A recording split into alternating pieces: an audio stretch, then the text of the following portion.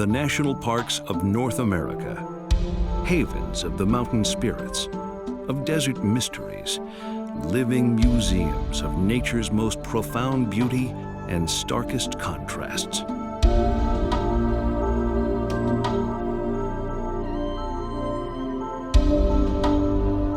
The National Park is an American invention, an expression of the American soul.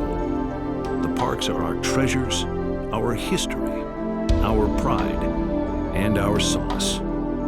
In the immensity of their diversity, they provide us with the fullest sense of who we are.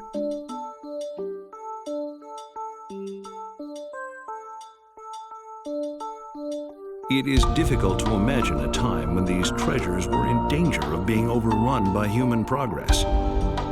Then, with the founding of the National Park Service in 1872, we ensured that our footprint on these singular lands would be a small one.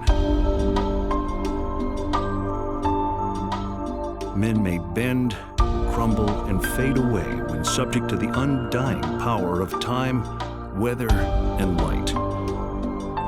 But we may taste eternity, if for only a moment, as we explore our timeless national parks.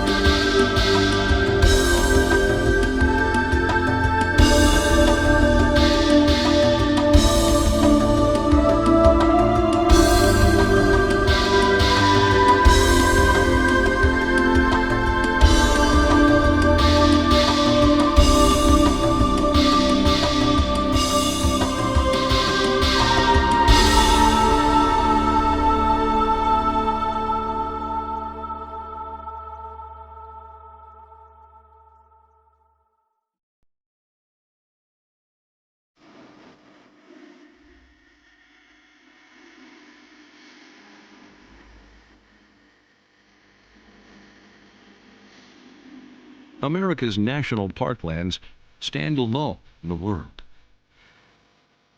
They are the crown jewels of the North American landscape. These places tell us the chronicle of time and help us to understand the Earth's story.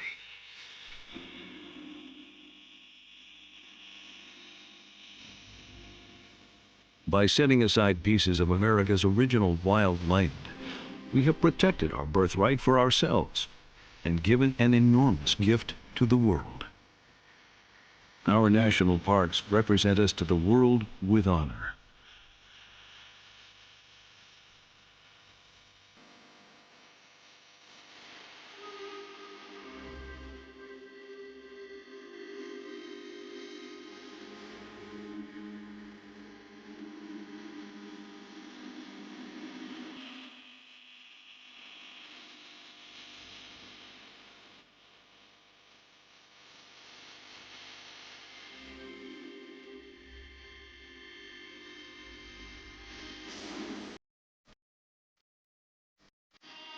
Within the parks, managed wilderness offers us the perpetuity of wildness. It offers us hope and it offers us the earth as it was, and so long as its protection remains intact, as it will be.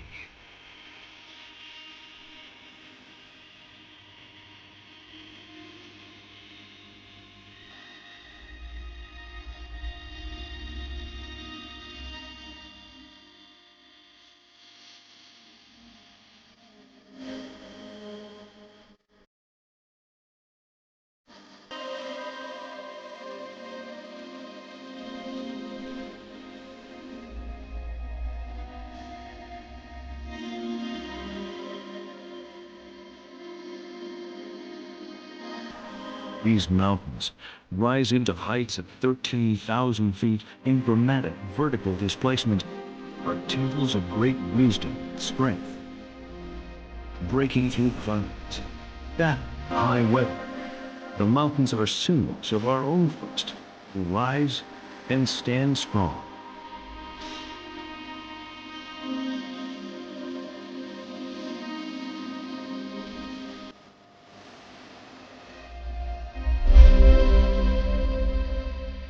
At Teton, sky and earth are united in more than 100 alpine lakes, bearing the reflection of bold granite peaks, clouds, and trees, declaring the unity of all nature's elements. In knowing this glorious land, and in preserving it, we also preserve the spirit within all of us.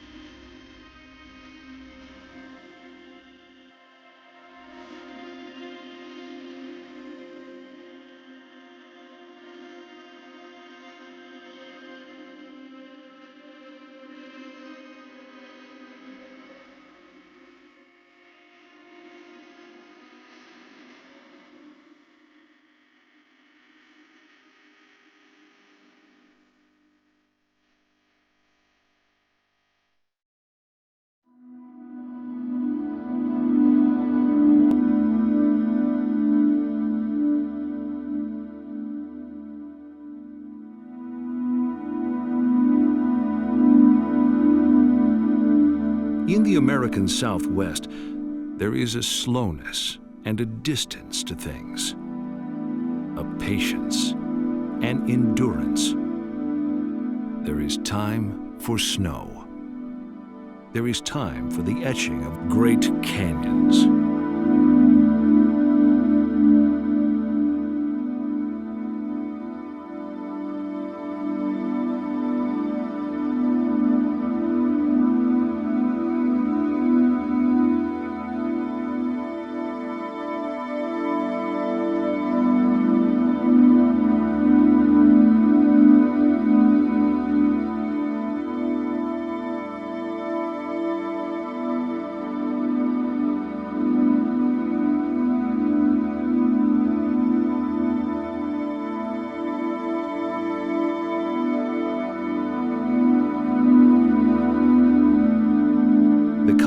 Plateau of the southwestern United States is the oldest landmass in the puzzle that makes up the American continent. This truly unique landscape is home to 15 of our most spectacular national parks.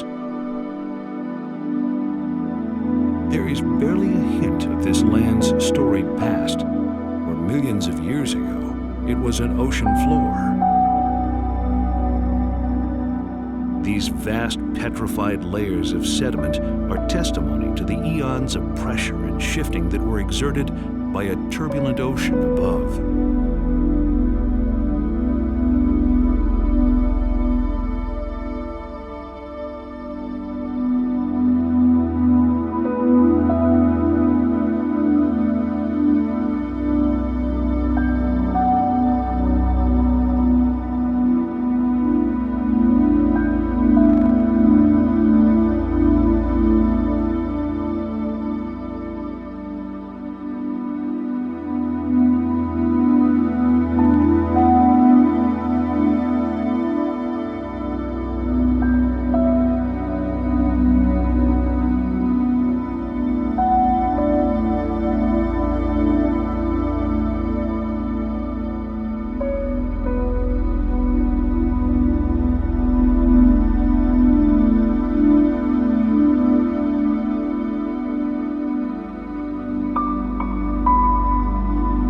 just as the needles of a cactus conceal the soft, delicate plant hidden within, so too does the rough external appearance of the desert conceal a highly sensitive and fragile ecology.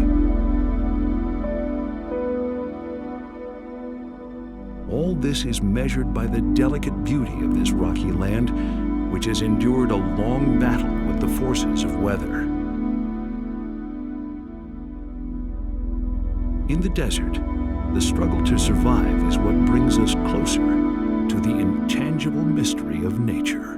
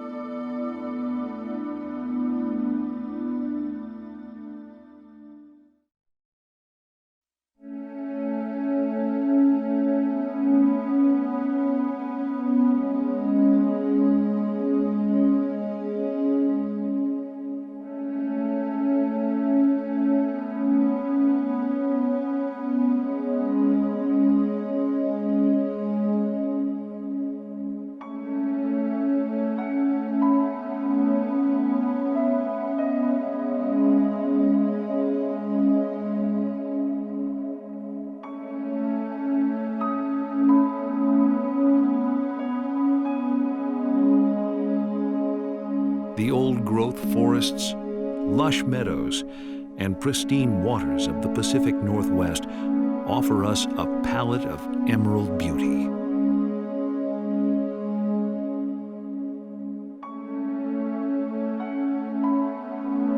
A sleeping volcano encased in snow and glacial ice, Mount Rainier is the famous landmark of the Cascade Range and dominates the skyline.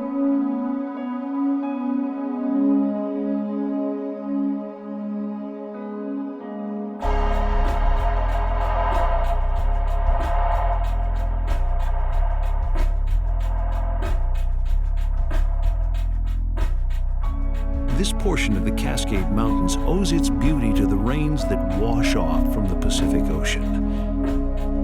But rather than dilute color, these waters bring it to life.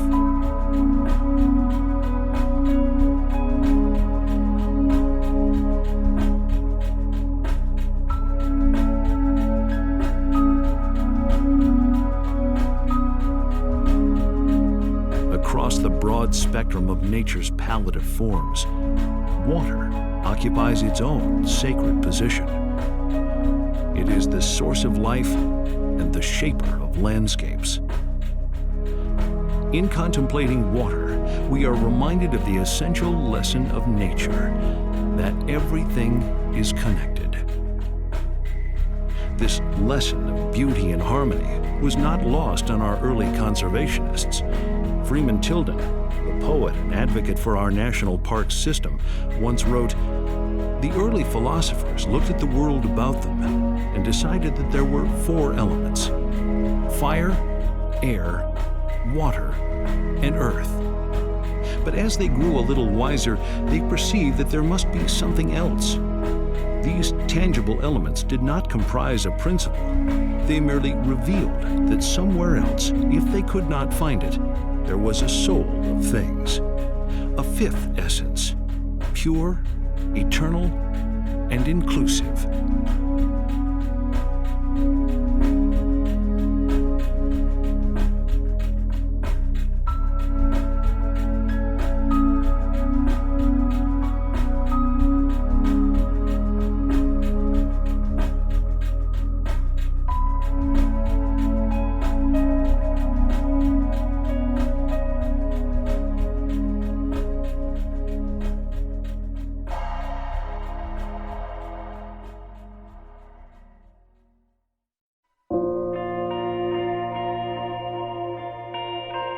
Denali. The word means the High One. and is the name the local Athabascan people ascribe to Mount McKinley. With its stunning mass reaching over 20,000 feet, it is the rooftop of North America.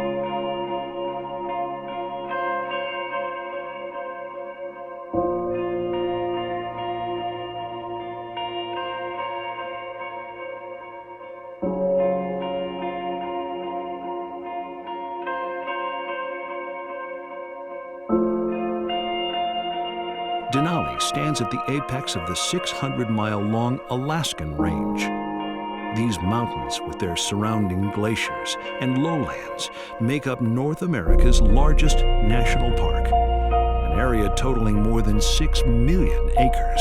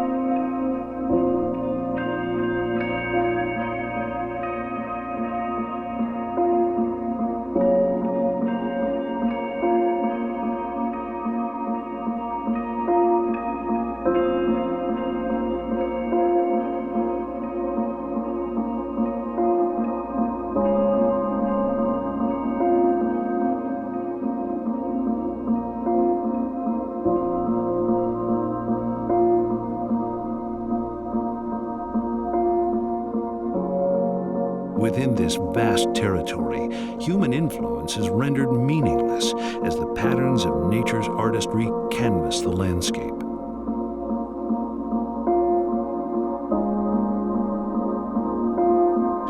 From the low riverbeds that reveal swirls of earthen clay,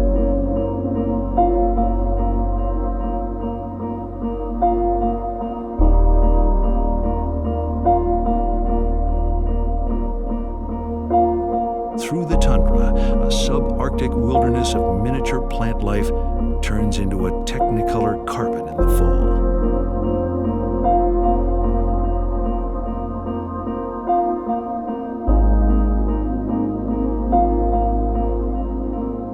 And into deep, centuries-old forests, Denali echoes the rugged independence of a perpetual frontier.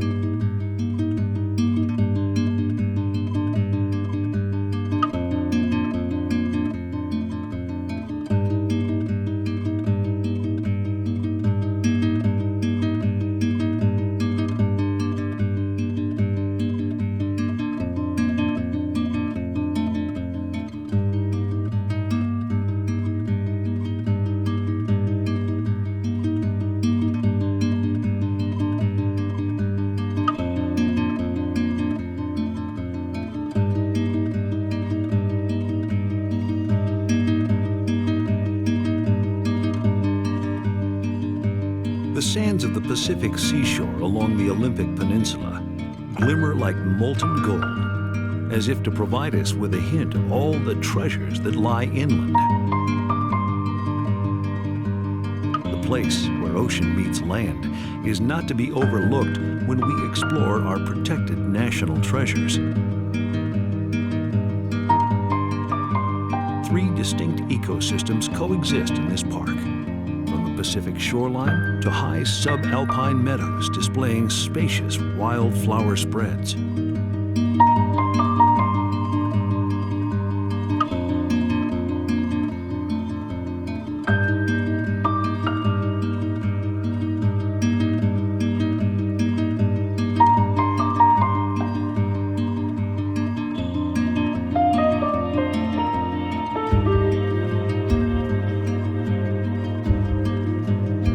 That receives more than 12 feet of rain per year offers us, in exchange, a rare temperate rainforest with tall trees, a sweeping canopy, and a fine retreat.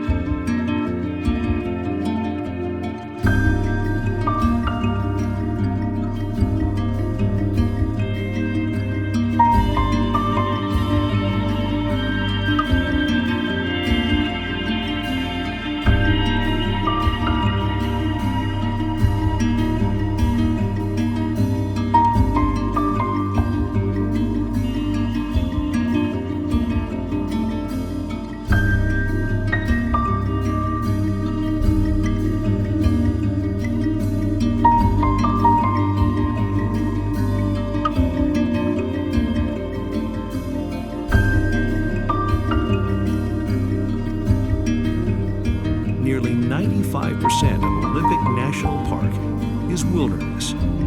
Besides a variety of forests, meadows, and highlands, the wilderness encompasses a 60-mile-long Pacific coastline. On the right day, we can return to the Pacific coast as the tides recede across the sands, chasing the sunset westward, treading along the land-bound edges of our national parks.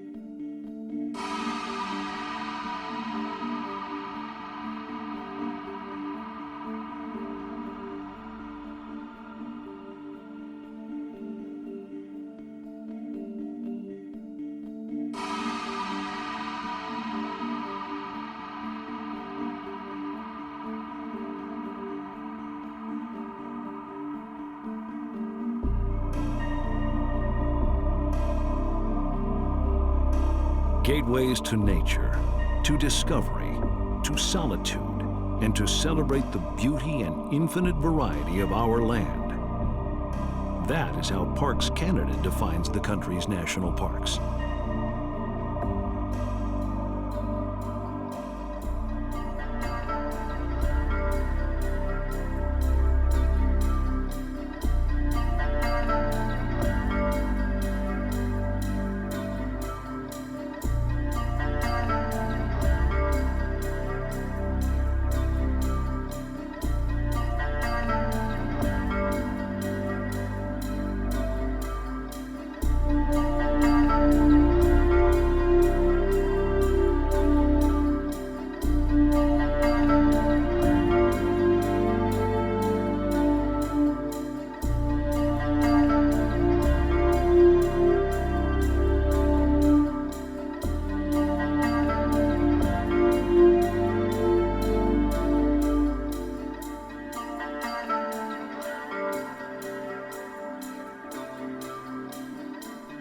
What is it that impels us to respect the freedom and majesty of the national parks?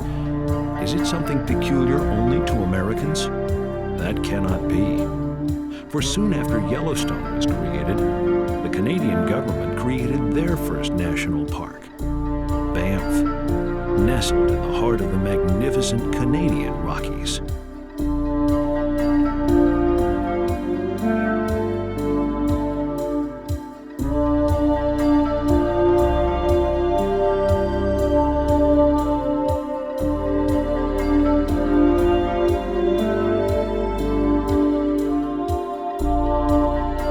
Before winter would arrive, the northern Rockies' earliest human inhabitants descended into the prairies and valleys, escaping the approaching harsh winds and unforgiving cold.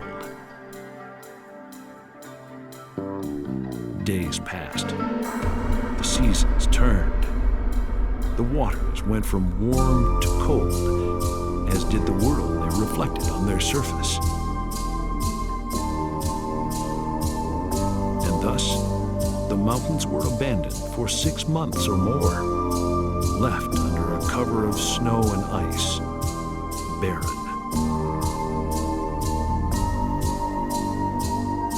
What is it that the mountains know in their solitude? It is perhaps something we can never understand. Much as the earliest tribes who came here, we too know that these northern Rockies promise only a first taste of things to come. They are a gateway, an introduction to our diverse continent, a warning and a welcome from the spirit of the mountains.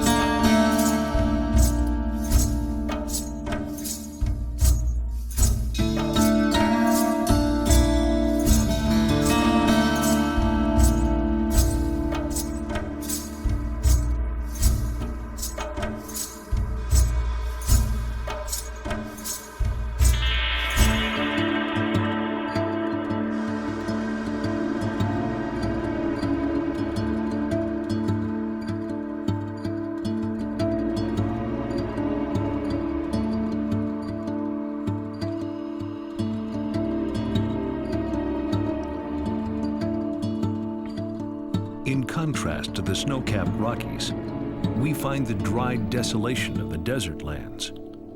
The lowlands of the Death Valley Desert are rugged, forbidding, and almost unimaginably hot and dry. Lying in the rain shadow of the massive Sierra Nevada mountains, it receives less than 2 inches of rain a year, with temperatures reaching 120 degrees in the summer.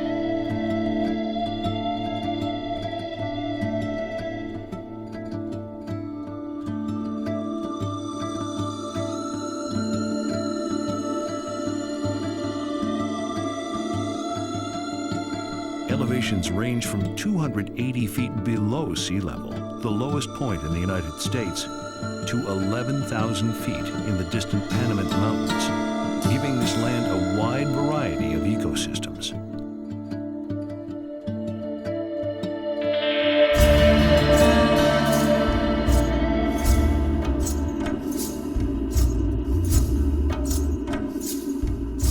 In 1903, writer Mary Austin called Death Valley the loneliest land that ever came out of God's hands.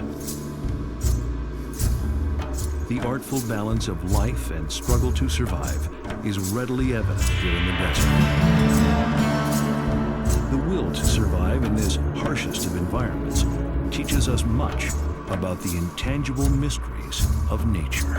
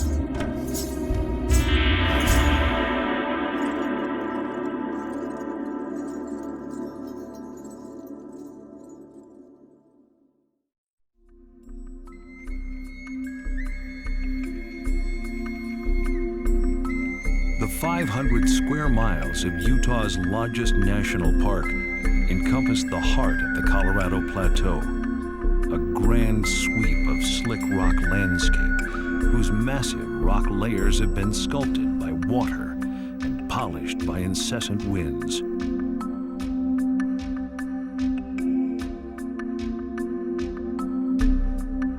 The Great Unknown.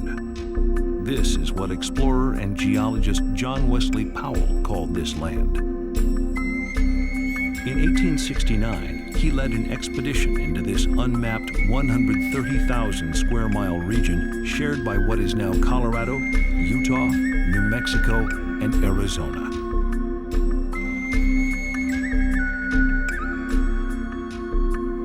He found a land of high desert plateaus that in places rose nearly 2 miles above sea level. Streams and rivers scored the land, slashing awesome canyons and scooping out amphitheaters filled with fantastic rock formations.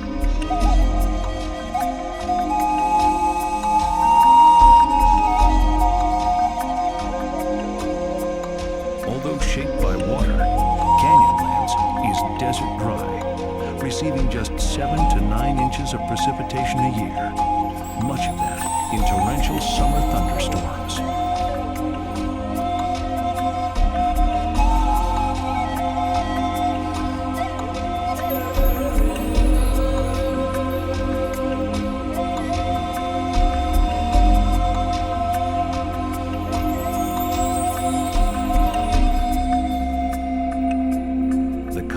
Plateau is a land of standing rocks and painted deserts, enclosing one of the greatest concentrations of parkland in the world, 9 national parks, and dozens of national monuments and wilderness areas.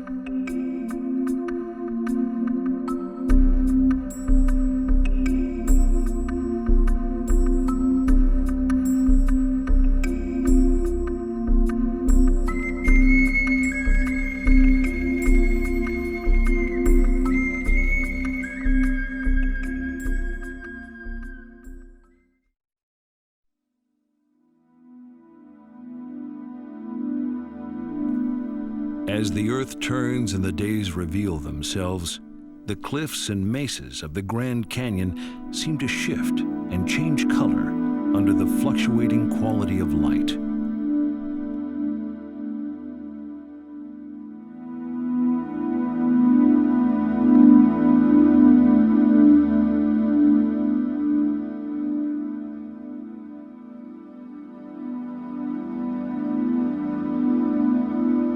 Few spectacles in nature challenge the human imagination more than the Grand Canyon. Over 200 miles long and an average of 10 miles wide, it is the undisputable titan of the Colorado Plateau.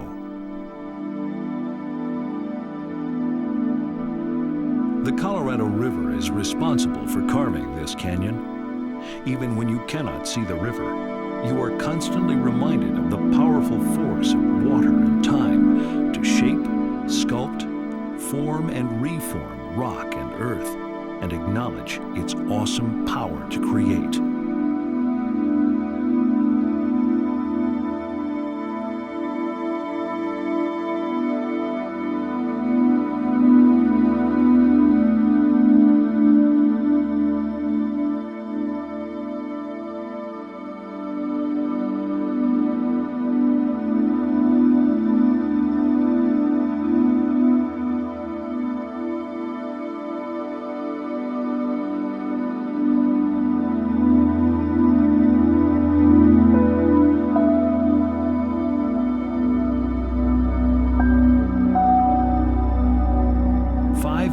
Visitors come from all over the world each year to see this natural wonder. Yet for so many who see it, its unfathomable enormity, its layers of time, its mystery, color, and silence, it still remains beyond comprehension.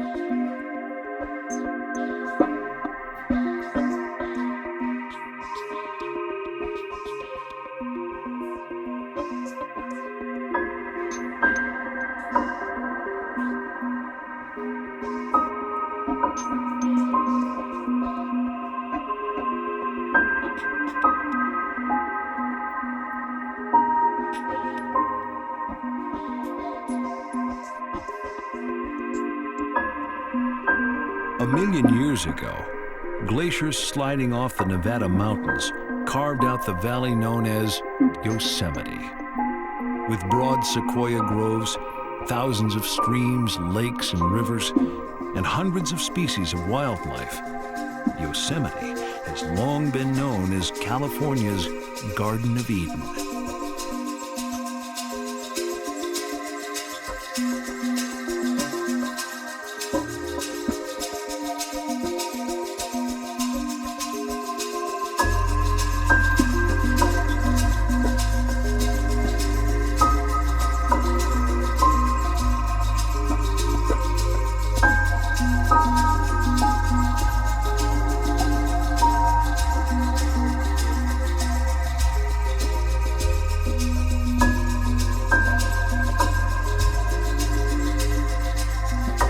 Yosemite occupied a special place in the heart of John Muir, who many consider to be the father of the national parks.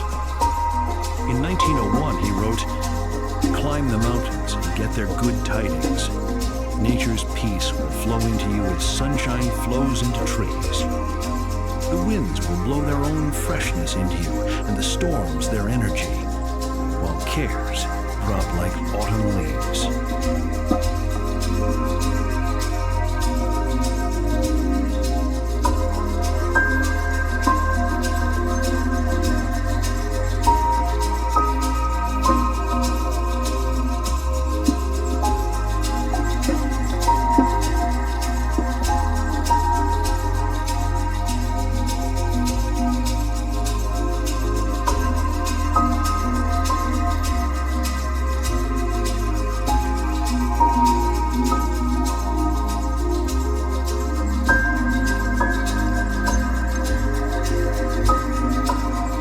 Everybody needs beauty as well as bread, places to play in and pray in, where nature may heal and give strength to body and soul alike. Keep close to nature's heart and break clear away once in a while and climb a mountain or spend a week in the woods.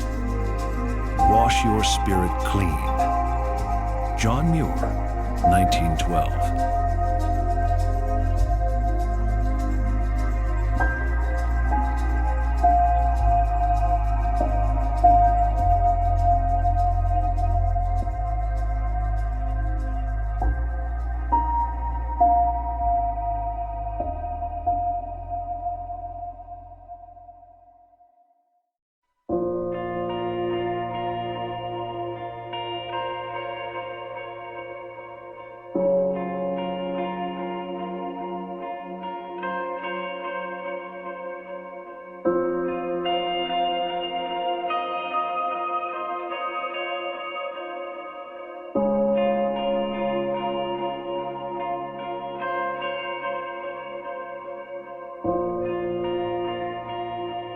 Who would have thought that a 10-square-mile preserve, set aside to protect a small hot springs complex, would mark the beginning of Canada's national park system? But that's what happened in 1885 with the establishment of the first national park at Banff in a picturesque corner of the Rocky Mountains.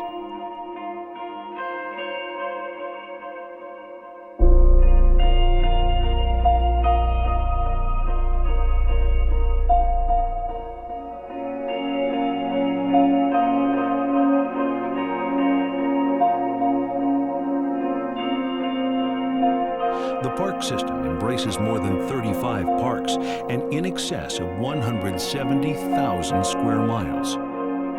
Canada's vast national park system reflects the close relationship to the natural world and supports the commitment Canadians have made, both nationally and internationally, to support the global environment.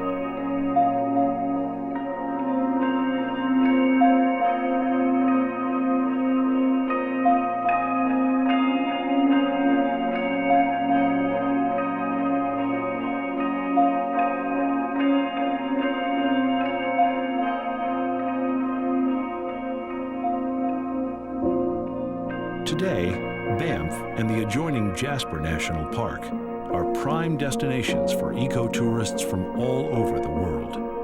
Yet if one strays from the beaten path just a little, it is possible to believe that man has never been here. And isn't that, at the end of the day, the quest for all those who visit the national parks? To believe that there is a world out there that is higher and more majestic than the world of men. That as time marches on, the loftiest achievements of man will always be in competition with something as simple and elegant as a serene alpine lake.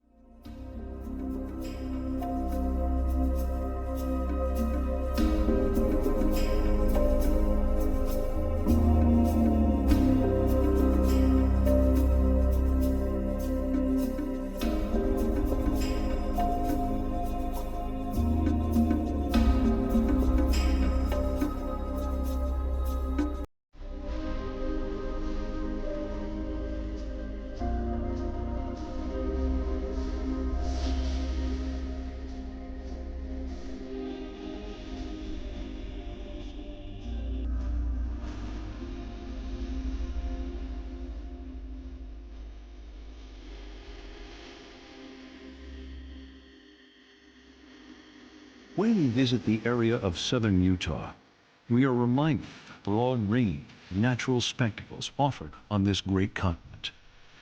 Broad flatlands give way to quickly rising mountains. Greenery and water are sparse, yet that does not prohibit us from sensing that this place possesses a powerful energy. Moving among these formations, we feel as if we are approaching the walls of an ancient city.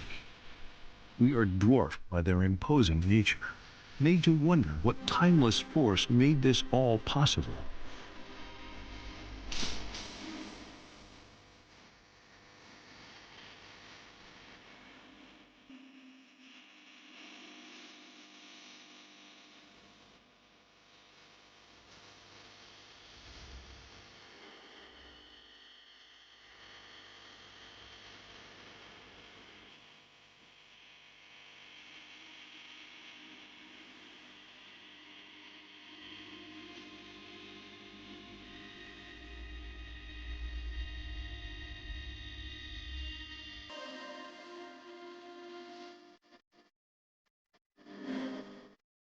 When writer Edward N. saw this land, he wrote, "In this glare of brilliant emptiness, in this arid intensity of pure heat, all things recede, annihilating all thought and all that men have made, to spasms of whirling dust far out in the golden desert."